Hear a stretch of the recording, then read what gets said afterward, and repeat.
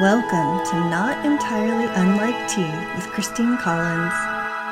Hey there, it's Christine Collins, and a lot of times we hear the word mindset, and sometimes we'll even hear the word messaging in conjunction with being an entrepreneur, creating content, and overall managing our business. But these terms get thrown around and often are not fully explained in a way that actually makes sense to our day in and day out experiences, tasks, and focuses. So to just boil it down quickly for us, all that mindset means is it's just an outlook. It's just a perspective. And here's the really interesting thing. It can change like the weather. So it's not as though you get a solid mindset and then you have that to go and that's just what you have and you're stuck with it for the rest of your life. That's definitely not how it works at all. It is more like your mood, your vibe, your outlook, the way that you are looking at the world, the glasses that you're peeking through, if they tend to be rosy tinted or not. And ultimately, it just has to do with how you feel and think about yourself and the world around you, your experiences in the world. So that perspective can change day to day, hour to hour, minute to minute, based on how you're thinking and feeling about various different things. And so that means that it can change on its own, sometimes through external things happening, but we also can influence and change our mindset in terms of how we choose to look out at the world and the lens we choose to look through. And most importantly, it's really tied to what we believe is possible. So for example, if you believe that it is possible for you to succeed at a particular thing, it's much easier for you to go and take the steps that you need to take to get that thing to happen. So let's say it's something you've done a million times, you do it every day, something like eating your lunch or brushing your teeth. It's something that you know how to do, you've had a history of success with doing it, and so there's not very much angst around that activity for you. Your mindset is rather positive, at least in terms of your ability to do the thing. However, there are things that we may not have ever done, or we've attempted them and not had good results. It could be anything like running a webinar or trying to make a sale with a particular product or service, and noticing through repeated efforts that we're not seeing the results that we're hoping for. And that can lead to our mindset concluding that it doesn't work for us, we can't be successful, there's something wrong, whether it's a miss with our skills or the product or service itself or the way that we're marketing things. And now the connection that this all has to our message, which is just our communication with our audience and interpersonal communications with other people. The message is almost more like the tone. It's more about how it makes the reader or receiver feel on their end. And so it's less about the content itself. Like when we talk about content, we think about things like telling a story, creating a video, creating a tip, doing a sales promotion. There are these different types of content, but your message is the tone. It is ultimately how you're making the receiver feel towards you and towards your work as a whole. And it really can convey our personality. It can convey that we're funny or we're compassionate or we're empathetic or we're intellectual and inquisitive. It sort of captures a mood within our content, and that goes beyond just I'm providing a tip or I'm providing this or I'm offering this promotion or this offer. It's really like, what is the tone of your offer or your tip? Is it kind of fun and playful and whimsical, or is it pretty serious and pretty businesslike and professional? So what is the message? And then what is kind of like the overall short version of what you do, what you're passionate about, what your work entails, your reason for doing it, and who you're helping and why. So it's kind of like this encompassing thing that all comes through into our content. And the interesting thing about it is that our mindset really, really influences the tone of our message. So if you are carrying around a mindset that is very optimistic, you have a very strong belief that you will succeed, that the things that you're selling or that you're offering to the world are very good quality, that they are valuable to the people that you're offering them to, your message comes across as confident and optimistic and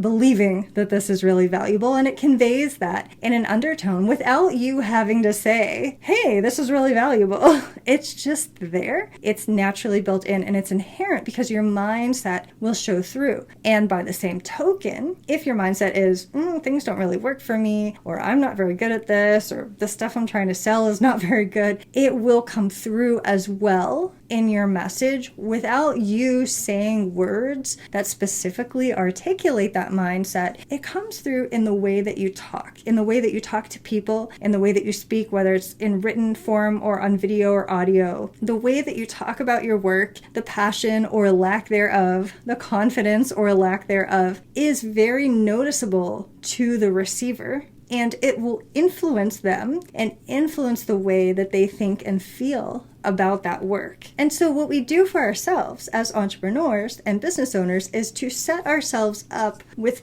both mindset and the message in terms of really being aligned, really being self-attuned, taking good care of ourselves, grounding, centering, and kind of coming into each moment that's important with the most grounded, centered, aligned, and ultimately optimistic version of ourselves that we're capable of bringing forward. And that will ultimately make a big impact in the nature of our message. And we can do that in a variety of ways. There are lots of tools obviously available for self-care, for mindset, for grounding, and for various mindset rituals. As you may know, I am very familiar and excited about tools like hypnosis because it allows us to do many different things simultaneously, including to build up our confidence, to build up our belief system in ourselves, our confidence in our success, in our ability to do things, and in the value and worth of what we're offering, as well as provides us a nice creative rest, a beautiful little balm of relaxation, and taking us into the gorgeous alpha brainwave, sometimes the theta brainwave, which are brainwaves in which we are more deeply relaxed, more creative, more capable of kind of setting aside our cynical, skeptical mind, the part of us that it has filled with self-doubt and worrying that this isn't going to work out and I'm not really very good at this, and all of those concerns kind of take a back seat so that we can tap into our confident self, our creative self. And that's often when we come up with our most exciting and useful ideas for our business or life in general. And now the third part of this is that every day is different. Life has ups and downs. And so while we may create a mindset routine or routine in terms of taking care of our content and our messaging, we do need to be flexible. We need to allow for variability. Some days we don't feel well. Some days we're more tired. Some days there are things going on in our external world, our personal world, or even in the business world that influence our capacity to do the different things that we intend to do. So that's why I kind of recommend having like your ideal mindset routine, but then also having kind of like your minimum viable day. Like on a good day, maybe on even an average day, the ideal would be to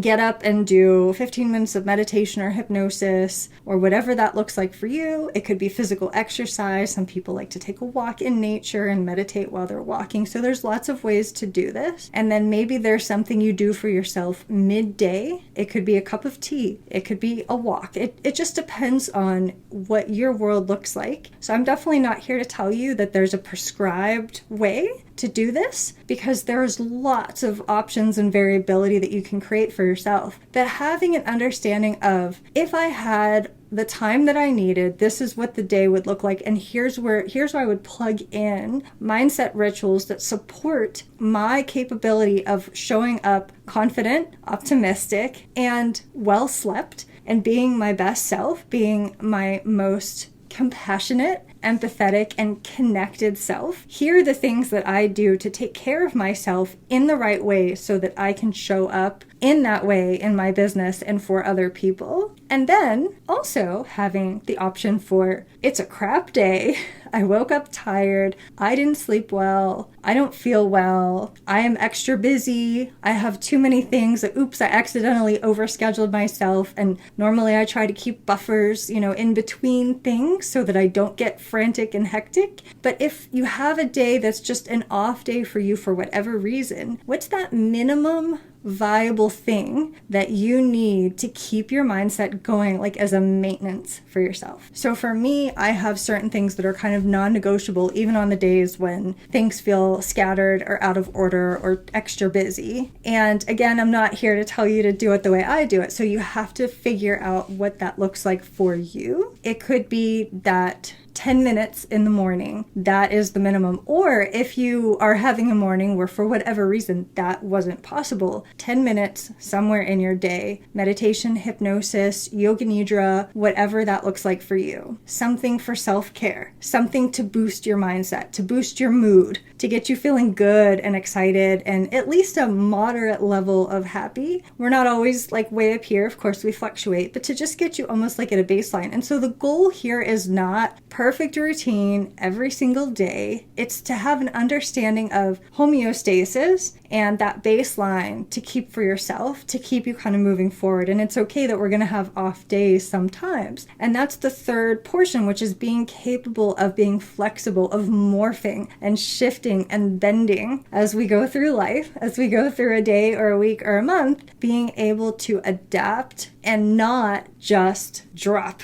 the mindset ritual and just forget about it completely, or drop the content and messaging things that we're building in terms of being consistent, figuring out ways to make it easier to maintain, having the ideal and then having your minimum viable thing that you're doing, and accepting it, like forgiving yourself for the days when you're not able to get to the stuff that you normally want to for whatever reason, because that will make it easier for you to bounce back tomorrow. The first thing that starts to happen when we beat up on ourselves and we experience all that flood of cortisol of shame and guilt and oops, I didn't do it, and oh my gosh, I can't believe I skipped that, I can't believe I didn't get it done. It is not helpful in terms of keeping the consistency of any habit. We are much better off rewarding with dopamine or whatever thing that you're using, rewarding yourself for the days that you do get it done and that you have that consistency. And there's lots of ways, of course, to reinforce that with your own version of rewards. And we all experience rewards differently. So again, I can't tell you if it's going to be this or that that's going to work for you. For some people, it's I got myself a little gift or a special food or a special treat or